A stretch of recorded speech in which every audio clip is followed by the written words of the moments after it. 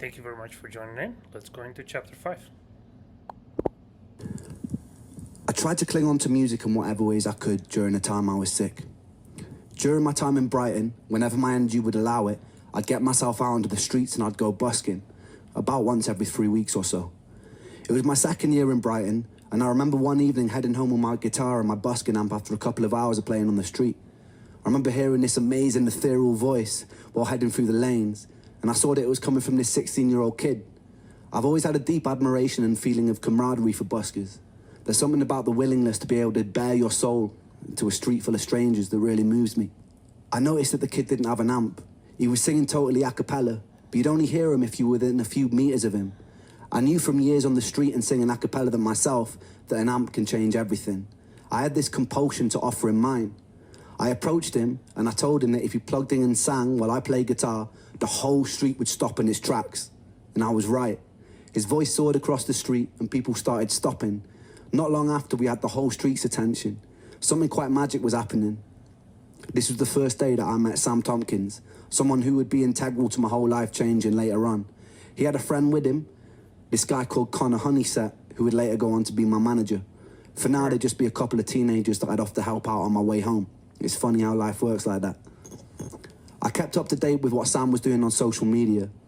There was a part of me that felt like his successes allowed me to live vicariously through someone else who lived an alternate reality where I never got sick. He was getting videos on SBTV, writing and featuring with some amazing artists, and there were quite a lot of similarities in our writing styles, and all at such a young age. I wasn't really able to do any of that stuff at the time. I was mostly bedbound with the exception of the odd day that I'd be able to go busking. It could have been very easy for that feeling to turn into jealousy, but it never did. I felt truly proud of him. Years later, we go on to write a song together called Blind Eyed, which would transform the trajectory of my whole career. During this time, I was still desperately jumping from one treatment to another treatment. And now that my diet had become more limited, I was trying new diets with no luck. As the options in the alternative health world started to dwindle, I started searching for answers in the divine. In the former years, I had moments where I found myself sitting in churches, talking in tears to whoever might be listening, or experimenting with energetic healing modalities like Reiki. With time, my searching started taking even more unusual turns. I started looking to things like exorcists. Once you exhaust all rational explanations and treatments, the irrational suddenly starts looking more palatable. I had a skeptic's mind, but I had nothing to lose because there were no other good options.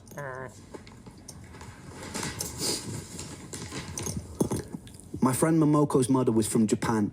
She aligned herself with a sect of Buddhism called the Nichiren Daishonin. They would chant a repeated phrase over and over again while holding prayer beads. The chant would go, Nam-myoho Renge Kyo, Nam-myoho Renge Kyo, Nam-myoho Renge Kyo. Over and over again. Its intention was to align you with your innate Buddhahood, to cleanse you of any bad karma and put you in alignment with your true destiny on earth, to find peace, to find tranquility. Momoko's mum gifted me with my own set of beads, and I began to chant every morning. Eventually, I joined a group in Brighton after a serendipitous meeting with an incredibly eccentric, bright, colourful suit-wearing piano tuner. He spotted my beads and he grinned at me and he pulled out his own. We'd sit in a small group and we'd chant for hours sometimes. There was something comforting about trusting the course of my life and illness to an incomprehensible power outside of myself. I spoke openly in these meetings that I loved feeling part of something, but that I really struggled saying with certainty that I believed in it. This was the issue I faced with every religion I temporarily aligned myself with, looking for answers. Something in me couldn't bring myself to take ancient texts as gospel, all too aware of how man twists so-called spiritual doctrines to suit his own power-hungry pursuits. I wanted divine proof. I sometimes screamed at the sky or the waves and begged for it. I was answered with sickness. If there was a creator, I was angry with it. The irony was that I envied people of faith. I felt like people who truly trusted themselves to a higher power seemed to possess a level of calm and acceptance that I didn't. One of my stranger encounters was going to see a shaman. The shaman, of course, was a middle-aged white woman in a quite nice-looking cottage in Brighton. She told me to lie down, and she proceeded to lean over my body and made noises like coughing up phlegm, while speaking an unknown ancient language that seemed to include whistling noises. After about 20 minutes of making distressed groaning noises over my back, she paused in contemplation for a while and proceeded to tell me that I'd been killed by a sword in my past life. She made sucking noises near the supposed stab site on my chest, and then she spat into a bucket. Oh my gosh. She then placed a little stone into my hand, and she told me that I had to bury it on a high hill in Brighton on the next full moon. The most depressing part of this story is during the next full moon, I did indeed find a big hill, dug a small hole, and I buried the stone in it. Surprising to say, fuck all happened. It was this journey into the spiritual unknown that led me to a very unsettling experience. I located a therapist online who had claimed to overcome ME herself. She specialised in it and dealt with people's past trauma, but also worked with energies like Reiki. You tried everything. I had to get the train to where she lived. She met me in the car and drove me in silence back to hers. There was a bit of an unusual energy about her. I've always been really good at reading people. I can't quite explain it, but sometimes when I meet someone, it's like I have a sixth sense for whether or not they'll play a significant role in my life. This person's energy felt alien to me. When we arrived at her, she told me that she sometimes would consult with her horses about people's health conditions. It was at this moment I knew that she was probably insane. Nonetheless, I shared a lot about my life. We got into the trauma of living with sickness, what it was like to constantly mourn your own life. It was comforting at first, and it felt like a safe space, until it got a bit weird. Oh gosh. One day, she offered me a glass of water before a Reiki session, and during the session, I fell into a deep sleep. When I came around, multiple hours had passed, which was peculiar for me. I usually have issues with sleeping and couldn't drift off, particularly not in unfamiliar environments. Oh, She assured me it was total normal and to get plenty of water, and I thought nothing of it. Lines started getting somewhat blurry when she'd invite me for meals with her and her husband. I took it as friendliness, but I noticed that she started messaging me outside of clinic hours. One time I agreed to create music for her in exchange for some extra sessions. Not long after, I started getting strange messages in my Facebook inbox. She started telling me how she knew that all my previous songs had been about her, which they hadn't.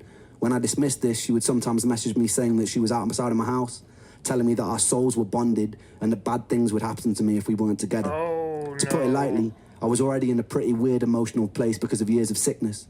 So having someone in the position of trust abuse their position like this shook me, and it shook my trust in therapy even more. I bet. It shook my trust in people in general. I told her to never contact me again, and I blocked her, but she would still occasionally get through on other numbers. One time she'd phoned my mum's house relentlessly. My mum, knowing the details, told her to stop harassing me and threatened to get the police involved after things which went silent. Good Lord, man. This was also the year that I met my second ever girlfriend, who I'd later be engaged to for a short amount of time. Oh, I didn't know that. My little sister had already set the relationship up in her mind. She met this girl in Bristol who she got on with super well, and somehow she wingmanned me and planted the seed in her brain that she'd be perfect for her older brother, me. My sister's friend had moved to Brighton, but I was blissfully unaware of this matchmaking.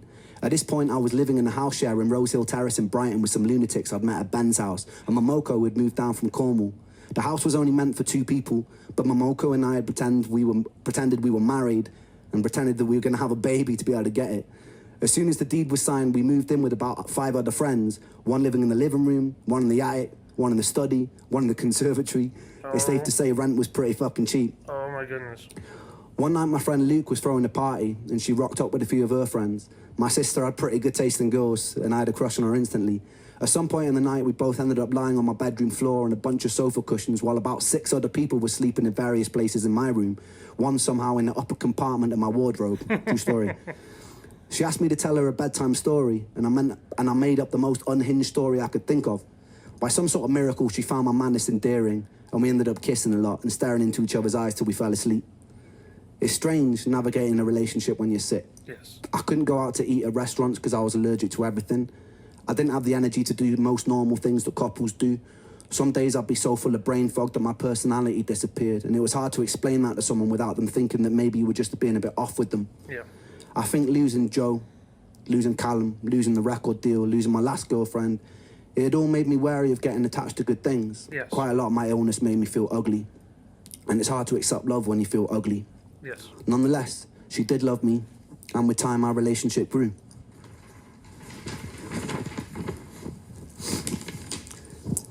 It was around this time I was contacted by a woman called Jennifer Breer, an incredibly inspiring woman whose journey seemed to parallel mine. She was an incredibly ambitious PhD student at Harvard who one day was struck down by a mystery illness that confined her to a wheelchair. She spent most of her life tirelessly searching for a way out. She was doing a Kickstarter to raise money to make a film called Canary in a Coal Mine. It would later go on to be renamed Unrest, and it would go on to win multiple awards, Oh, and it's wow. still watchable on Netflix to this day. Wow. It's an incredibly important and very moving documentary about the horrors of living with ME. I recommend everyone checks that out. At the time, I started health blogging. I created a series of video diaries that I named Me versus ME.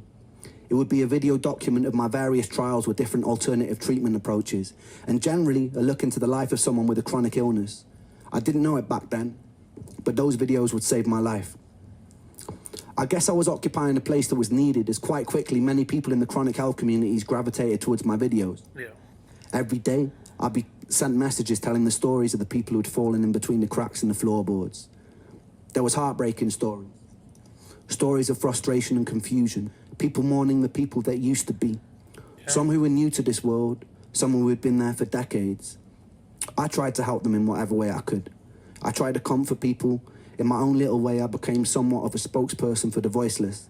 I felt their pain like it was my own. This new pursuit gave me a sense of purpose that I desperately needed. Without purpose, I felt useless. I made a lot of friends, and I'd write to them on a daily basis.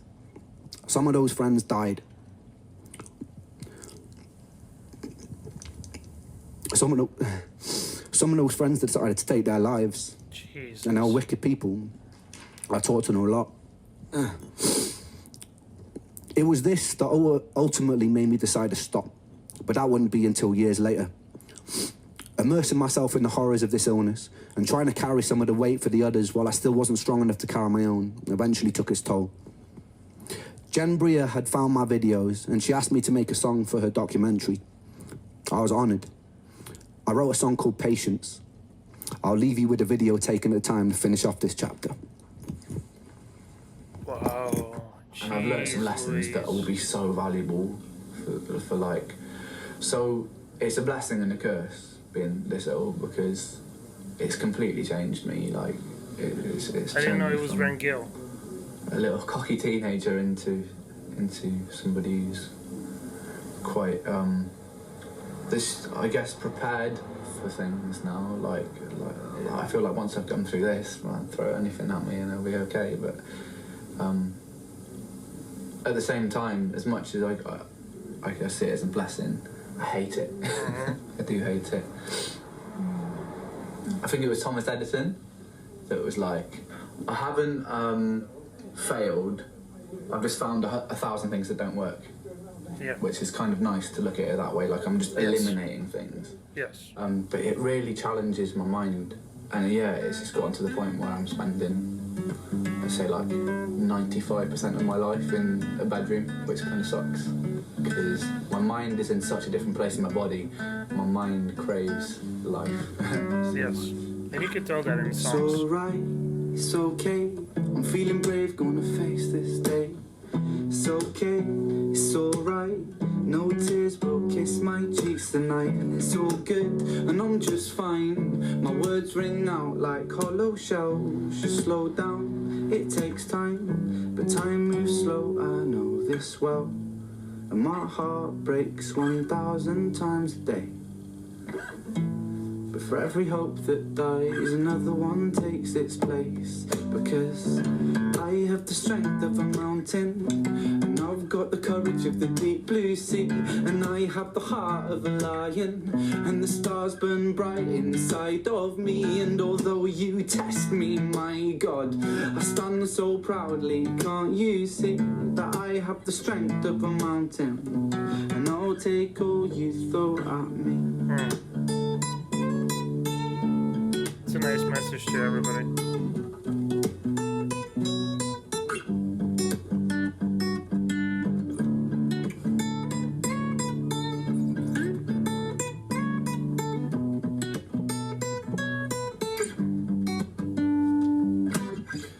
This world is quite scary, I know that, cause I've been here for some time. But all that prepares me for a day when I can truly shine. Cause I've been so broken, and picking up fragments of myself, I'll glue them back together, so I can stand at the edge of this world and yell that my heart breaks 1,000 times a day. For every hope that dies, another one takes its place.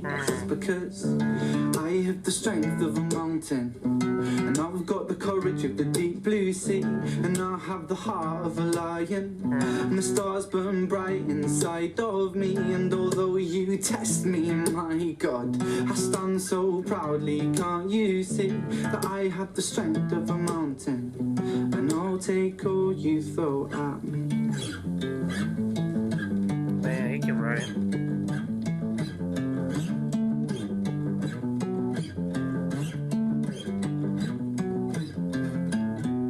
I'll dust the cobwebs off this sheath,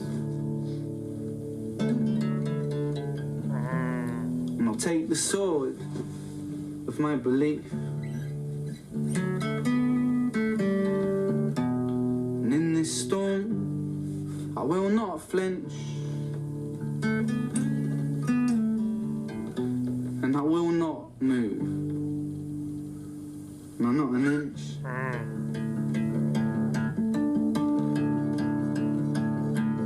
Because I have the strength of a mountain, I've got the courage of the deep blue sea, and I'll have the heart of a lion, and the stars they burn bright inside of me. But although you test me, my God, I stand so proudly. Can't you see I have the strength of a mountain, and I'll take all you throw at me.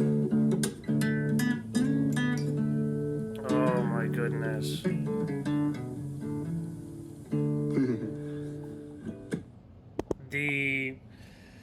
I don't think there's anything to react about these videos. I think the only thing that you can do with these is just listen and take lessons. Take lessons of hope, take lessons of struggle, and fix things that you can in your daily life. Because yeah, I mean, you don't know when the last moment is going to be with somebody that you love that's dealing with severe illnesses, or with yourself, what can happen in your future.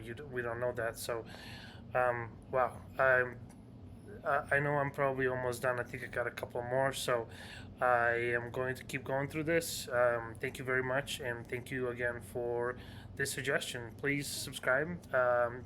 Let me know in the comments, and I'm going to be slowly introducing some more new stuff, new music, which I'm excited to check out. But I definitely wanted to follow this through because I want to know his story. I mean, it's obvious. You can hear it in the songs, you can hear it in the lyrics, you can hear it in his voice, in the music, and everything. So I think this was a really good path to take, and I suggest this to everybody because it's important to get to know him and where he comes from, and it's all out there.